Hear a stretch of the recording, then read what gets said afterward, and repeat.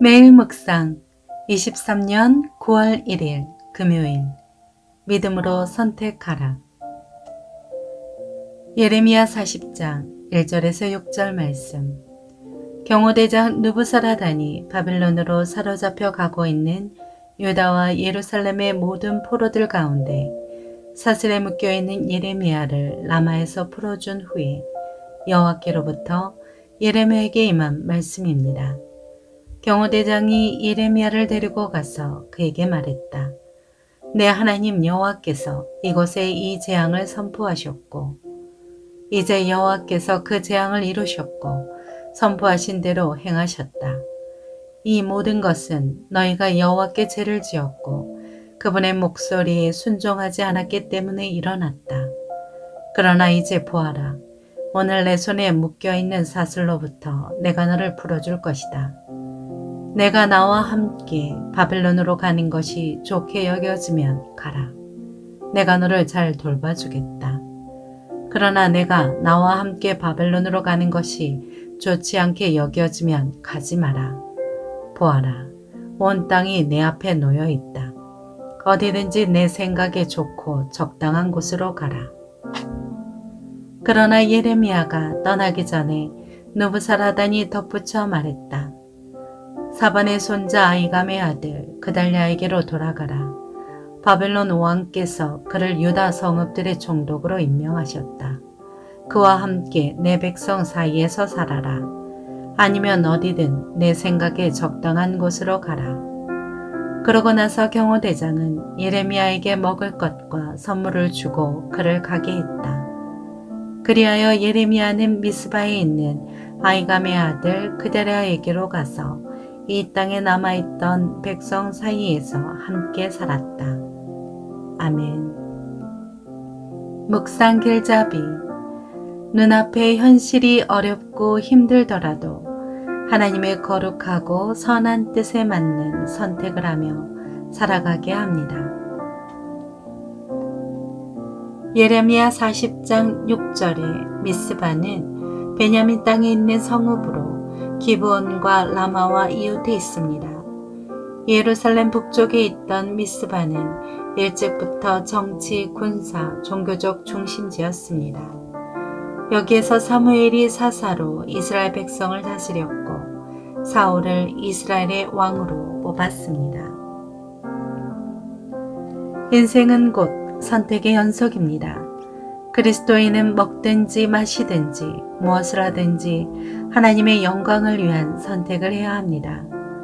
그것이 그리스도인이 매일 인생을 살아가면서 지켜나가야 할 가장 중요한 원칙입니다. 첫째, 하나님의 말씀을 따르라. 예레미야는 다른 유다 백성들과 함께 바벨론의 포로로 끌려가고 있었습니다. 그런데 라마에서 바벨론의 사령관 느부사라단에게 발견되었고 그의 도움으로 풀려나게 되었습니다. 그때 예레미야에게 하나님의 말씀이 임했습니다. 살아계신 하나님은 택하신 사람에게 말씀을 내려주시고 따르게 하십니다. 둘째, 믿음의 원칙을 지키라. 자유의 몸이 된 예레미야에게 느부사라단은 좋은 대우를 해주겠다는 약속과 함께 바벨론으로 같이 가자고 제안했습니다. 그것이 싫다면 유다 땅에 남든지 원하는 곳으로 가도 좋다는 허락도 했습니다. 그리스도인은 조건이나 가능성을 따르지 않고 믿음의 원칙대로 자기 길을 선택해야 합니다. 셋째, 있어야 할 자리를 알라. 예레미야는 망설이지 않고 바벨론 왕이 세운 유다 총독 그달랴에게로 갔습니다. 유다 백성들과 함께 사는 길을 선택한 것입니다. 예레미야가 만약 바벨론으로 갔다면 안전을 보장받으며 편안한 삶을 살았을 것입니다. 그러나 그는 자신이 선지자로서 있어야 할 자리를 알고 거기로 향했습니다. 매일 하나님의 말씀을 묵상하고 하나님의 인도하심을 구하며 기도하십시오. 그리고 하나님이 주시는 생각과 마음에 집중하여 가야 할 곳을 선택하십시오. 그러면 선택 전능하신 하나님의 통치와 도우심을 경험하며 날마다 하나님께 감사하는 삶을 살게 될 것입니다. 삶의 적용, 선택할 수 있는 은혜. 유명한 실존주의 철학자였던 장 폴 사르트르는 인생은 B와 D 사이의 시라고 결론을 내렸습니다.